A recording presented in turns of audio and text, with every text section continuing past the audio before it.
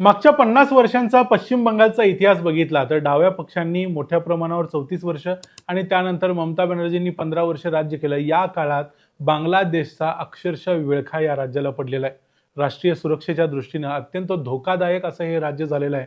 आता मात्र जे नवीन सरकार आलंय त्यांनी चंगच बांधलाय की या राज्याला आणि संपूर्ण देशाला बांगलादेशी विळख्यातून मुक्त करायचं आणि त्याच्यानुसार काम देखील चालू झालेलं दिसतंय।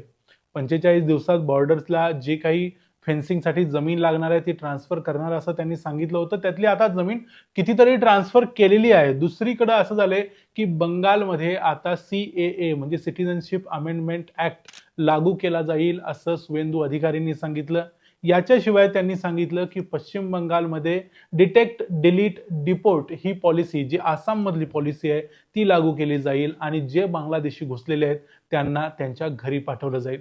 पश्चिम बंगालमध्ये नेमकं काय काय घडतंय आणि कसं कसं घडतंय आणि कशा पद्धतीनं अखेर भारताला हा जो बांगलादेशी विळखा बांगलादेशी फास बसलेला होता त्यातून भारत कसा हळूहळू मुक्त होतोय हे सगळं बघूया आजच्या या व्हिडिओमध्ये। मी आहे रणजित यादव आणि तुम्ही पाहताय द मराठी बाणा। 20 मे 2026 ला बंगालचे मुख्यमंत्री सुवेंदू अधिकारींनी जाहीर केलं की पश्चिम बंगालमध्ये आता CAA ची घोषणा केलेली आहे म्हणजे सिटिझनशिप अमेंडमेंट ऍक्ट लागू केला जाईल। आता या कायद्यामध्ये काय सांगितलंय, मागच्या काही दिवसापूर्वी हा कायदा ऑलरेडी आसाममध्ये लागू केला होता। पश्चिम बंगालच्या ज्या मुख्यमंत्री या अगोदर होत्या ममता बॅनर्जी त्या तर म्हणाल्या होत्या की खून बहेगा जर अशा पद्धतीचा कायदा बंगालमध्ये आणायचा प्रयत्न केला तर। खरं तर हा कायदा लागू करणं हे बंगालचं काम नाही, हा लागू करणं हे केंद्र सरकारचं काम आहे, पण हे काम त्यांनी करूच दिलं नाही बंगालमध्ये, त्यामुळे हे काम कधी पूर्ण झालं नाही। आता प्रॉब्लेम असा आहे की आता बंगालमध्ये मोठ्या प्रमाणावर हे बांगलादेशी घुसखोर घुसलेले आहेत आणि CAA ऍक्ट मध्ये असं सांगितलेलं आहे की 31 डिसेंबर 2024 पर्यंत जे जे बांगलादेशमधून आलेले लोक असतील यामध्ये हिंदू असतील, शीख असतील, जैन असतील, बुद्धिस्ट असतील, ख्रिश्चन असतील, हे 5 धर्मातले लोक असतील आणि ते बांगलादेशमधून भारतात आलेले असतील तर त्यांना भारतात राहायला दिलं जाईल, त्यांना हाकलून काढलं जाणार नाही, त्यांना रेफ्युजी म्हणून भारतात शरण दिली जाईल। पण यामध्ये बांगलादेशातून आलेले मुस्लिम असणार नाहीत। आता असं असायचं कारणच आहे की पाकिस्तान हा धर्माच्या आधारावर वेगळा झालेला देश होता ज्यामध्ये बांगलादेश हा त्याच पाकिस्तानचा एक भाग होता, त्यामुळे हा कायदा त्या पद्धतीने बनवला आहे आणि त्याच्यामागे खूप विचार करून हा कायदा बनवलेला आहे। त्यामुळे या बांगलादेशी लोकांचा आपल्या भारतावरती कुठलाही अधिकार नाही यात दुमत असायचं कारण आहे। पण याची आता अंमलबजावणी होणार आहे। याच्याशिवाय सुवेंदू अधिकाऱ्यांनी जाहीर केलं की 27 किलोमीटरचं बॉर्डर फेन्सिंग करण्यासाठी जी काही जमीन पाहिजे त्याचं अधिग्रहण झालेलं आहे आणि ती BSF ला जमीन ट्रान्सफर सुद्धा केलेली आहे। म्हणजे या वेगानं जर ते खरोखर काम करत राहिले, आता मला वाटतं या सरकारला 10-15 दिवस झाले असतील, येणाऱ्या काळात जर आणखी एक महिना मिळाला तर कदाचित त्यांचं जे 45 दिवसाचं टार्गेट आहे त्याच्या अगोदर हे सगळं काम सुवेंदू अधिकारी पूर्ण देखील करतील आणि हा एक खरोखर महत्त्वाचा टप्पा असेल बंगालच्या इतिहासातला। कारण मागच्या अनेक वर्षापासून बंगालची ही मागणी होती, तिथल्या बॉर्डरवर राहणाऱ्या हिंदूंची मागणी होती, पण ती पूर्ण केली जात नव्हती।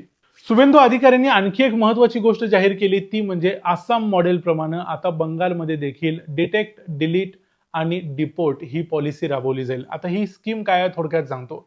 अगोदर काय असायचं, बंगालमध्ये जे काही घुसखोर यायचे वेगवेगळ्या बॉर्डर्स मधून ते घुसायचा प्रयत्न करायचे आणि यायचे ते कधी कधी सापडायचे ते बॉर्डर सिक्युरिटी फोर्सला म्हणजे केंद्राच्या अखत्यारीत असलेल्या संस्थेला किंवा पोलिसांना सापडायचे। त्यांना सापडल्यानंतर त्यांचं काम असायचं की ते या घुसखोरांना बंगाल पोलिसांच्या ताब्यात द्यायचे आणि बंगाल पोलिसांच्या ताब्यात एकदा हे बांगलादेशी घुसखोर आले की बंगाल पोलीस ते नेऊन TMCच्या कार्यकर्त्यांच्याकडे द्यायचे। TMCचे कार्यकर्ते मग त्या घुसखोरांना घ्यायचे आणि त्यांचे आधार कार्ड छापायचे आणि त्यांना सांगायचे की इथून पुढे TMCला मतदान करा आणि असं कुठेही फिरू नका। इतक्या लाडीकपणाने इतक्या प्रेमानं या घुसखोरांची बंगालमध्ये वागलं जायचं आणि म्हणूनच बंगालचा सर्वात मोठा क्रायसिस निर्माण झाला। मागच्या 60-70 वर्षांमध्ये या गोष्टी घडलेल्या आहेत आणि TMCच्या अनेक लोकांनी ह्या मान्य देखील केलेल्या आहेत। आता मुद्दा असा आहे की यावेळेला नवीन काय केलं जाईल, आता या पॉलिसीप्रमाणे ठरवलं जाईल की डिटेक्ट म्हणजे जे जे लोक असतील बंगालमध्ये घुसलेले त्यांना डिटेक्ट केलं जाईल। मग मतदार याद्या बघितल्या जातील, अगोदरचे त्यांचे डॉक्युमेंट्स बघितले जातील, रहिवासी दाखले, त्या गावात ते कधीपासून राहतात, त्यांचं मूळ काय, त्यांचे 2002चं जे SIR झालेलं होतं त्यामध्ये कोण होतं काय होतं, या सगळ्या गोष्टी बघितल्या जातील आणि या लोकांना हुडकून काढलं जाईल जे लोक बंगाली नाहीत किंवा जे लोक भारतीय नाहीत पण बंगालमध्ये राहत आहेत। त्यांना एकदा डिटेक्ट केल्यानंतर त्यांना जर त्यांच्याकडे आधार कार्ड असेल किंवा कुठल्या तरी योजनेमध्ये त्यांचं नाव गुंतलेलं असेल किंवा आणखी काही कुठल्या योजनेचा ते लाभ घेत असतील तर त्या सगळ्या स्कीम्समधून त्यांना डिलीट केलं जाईल. कारण एकदा आपल्याकडे एक कागद आहे म्हणल्यानंतर दुसरा कागद बनवायला 10 वर्ष जरी लागली तरी ते परत एकदा लेजिटिमेट सिटीजन होऊ शकतात, पण त्यांना डिलीट केलं जाईल. तिसरी गोष्ट, डिपोर्ट केलं जाईल. आता डिपोर्ट करायची यामध्ये पद्धत थोडीशी आता बदललेली आहे. बीएसएफला अगोदर बंगालमध्ये काहीच पॉवर नव्हती, यावेळेला बीएसएफला पॉवर असणार आहे, कारण हे डिलीट झालेले जे लोक आहेत त्यांना वेस्ट बेंगॉल पोलीस पकडणार आणि त्यांना नेऊन बीएसएफच्या हातात देणार.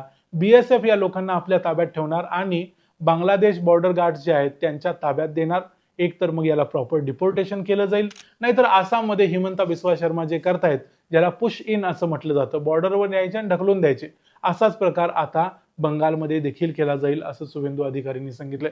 आणि यामध्ये बीएसएफचा रोल अत्यंत महत्वाचा असणार आहे आणि तो महत्वाचा असलाच पाहिजे, कारण सरकार जसं असेल त्याप्रमाणे सरकारचे जे पोलीस आहे, राज्यातले पोलीस, ते वागत असतात आणि सेंट्रल गव्हर्नमेंट मात्र राष्ट्रीय हित समोर ठेवून वागत असते, त्यांना वागावं लागतं.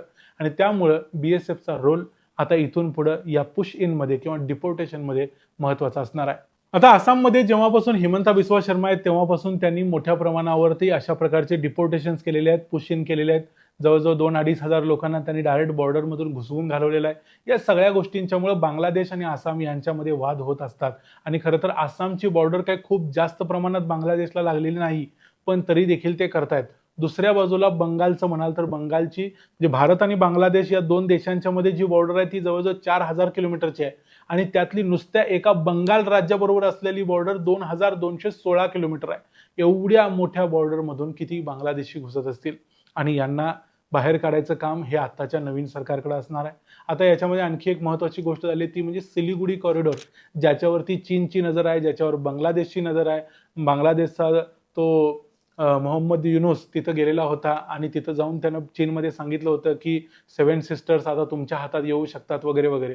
पण या सगळ्यानंतर आता एक गोष्ट लक्षात घ्या की नव्या सरकारनं या चिकन स्नेक, ज्याला सिलिगुडी कॉरिडॉर म्हणतात, इथल्या सगळे जे नॅशनल हायवे होते ते सगळे आता केंद्र सरकारच्या ताब्यात दिलेले आहेत.